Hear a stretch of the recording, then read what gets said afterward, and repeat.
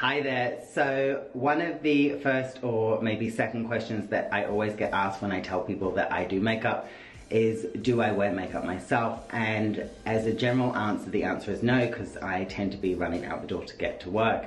But if I do have a special event or I'm doing some filming, then I like to do a little bit of grooming on my skin just to make it look a little bit more alive, to make me look a bit more awake. So I'm going to take you through quickly the steps that I do, and quite often if I'm doing grooming on a male client, I will use similar products and similar techniques. So I will start with skincare.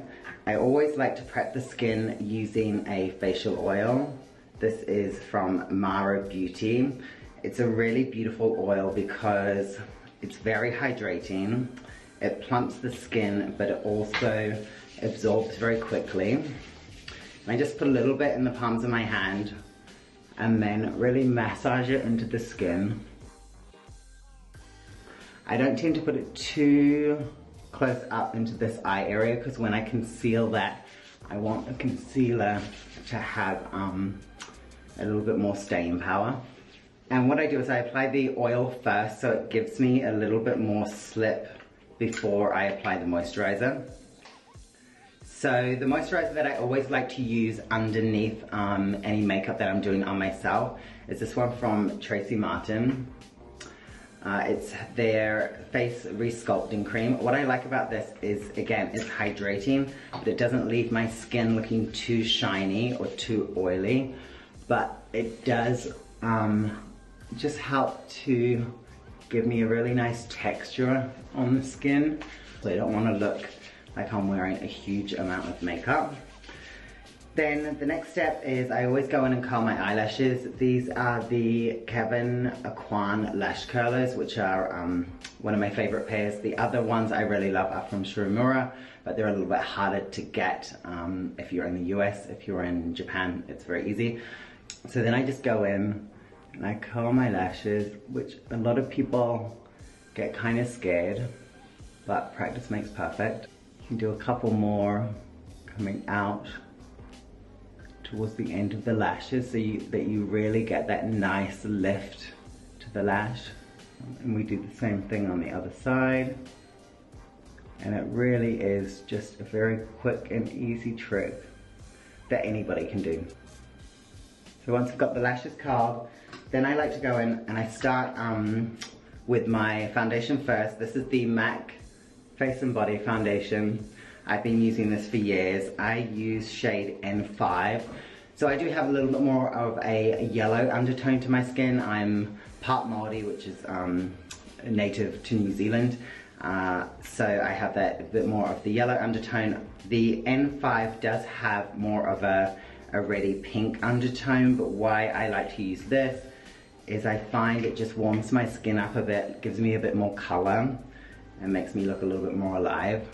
And so then I start from the center of the face, just using my fingers, because I want the finish to be super natural, down over the cheek, my chin, and the edge of the lip. I think both men and women, as you get a little bit older, you lose some definition on the edges of your lips and also in your brow. So by using a bit of foundation and then concealing just around these edges, what it does is it brings that definition back to your lip area, makes them look a little bit fuller. The foundation that I have left on the back of my hand, I then just blend it up to the ear, a little bit through the bed, and then a tiny bit onto the neck. I'll use some bronzer down here later, so I don't want to put too much foundation there. Then the next step that I like to do is my concealer. I've also used this for years. This is from Mercier. It's the Secret Camouflage. What I love about this is it has two shades within the palette. One is a little bit warmer, one is more of a neutral yellow toned concealer. The shade I use is SC5. I tend to use the warmer shade on my pinky finger for the under eye area. The great thing about using a concealer that's a little bit warmer on your under eye is it helps to counteract any sort of blue and purple tones.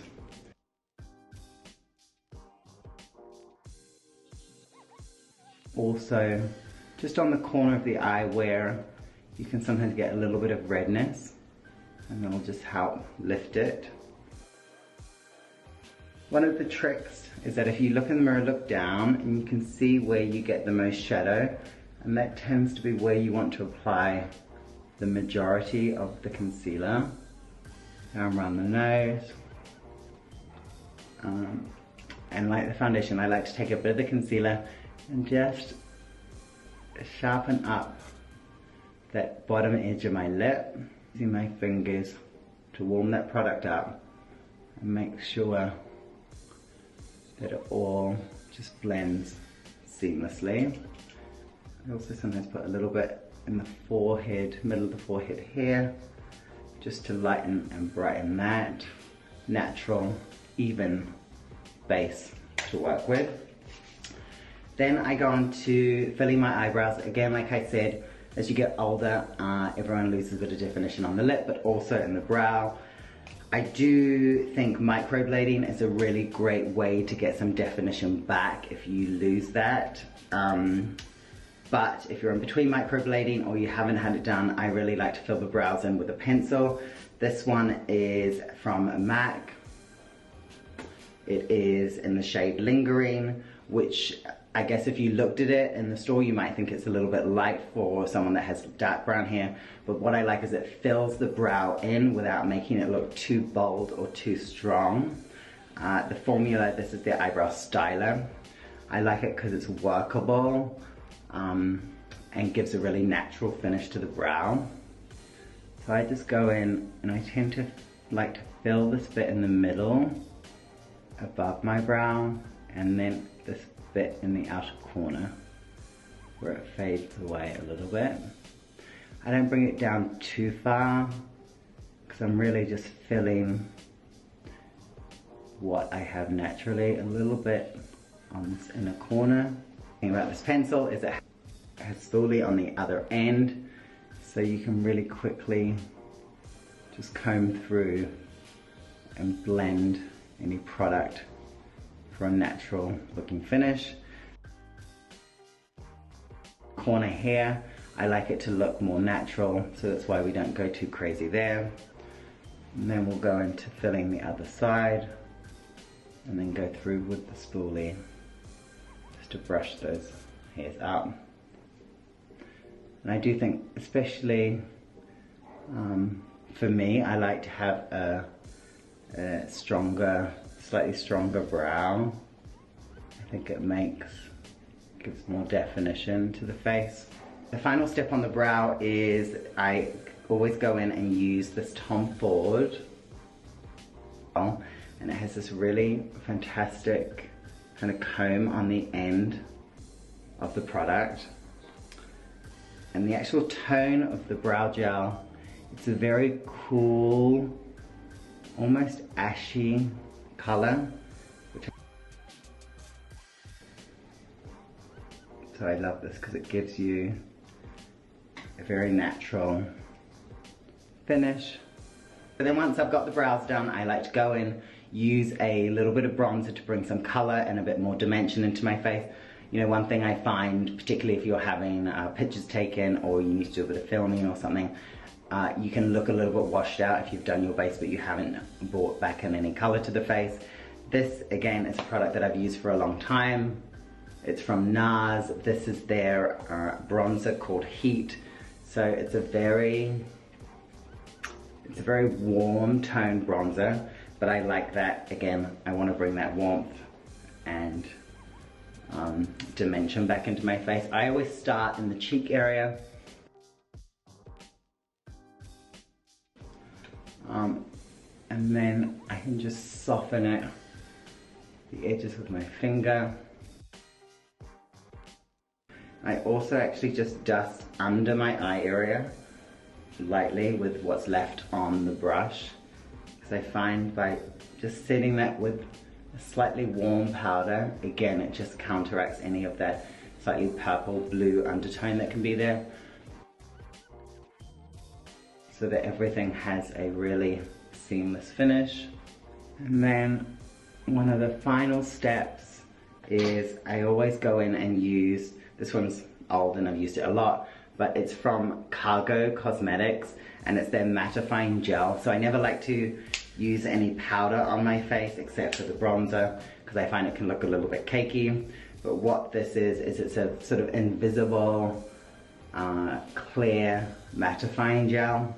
And I just use it through the center of my forehead, down the top of my nose, a little bit through the middle of my face here. Leave this area so that we get that natural glow. The final step is I always like to go in and use a lip balm. This is one of my favorites. It's from Homeostick. They do a version which comes in a tube that you squeeze out. What I like about this is is that it's in a stick form, like a chapstick or something, so it's much easier to just apply and also, you know, keep it in your pocket with your jeans. The great thing about this formula is it gives you all the hydration without the shine, because I don't want to look like I'm wearing a lip gloss or anything. And then I can just blot the excess off on the back of my hand. So that's my kind of go-to quick grooming routine, that if I'm going to an event or something important, I do it because I just want to feel a little bit more polished and put together. You know, I've done that routine for a long time, so it seems very easy to me, but I hope there were some tips and tricks that you can pick up from it, and I hope you enjoyed. We'll see you next time.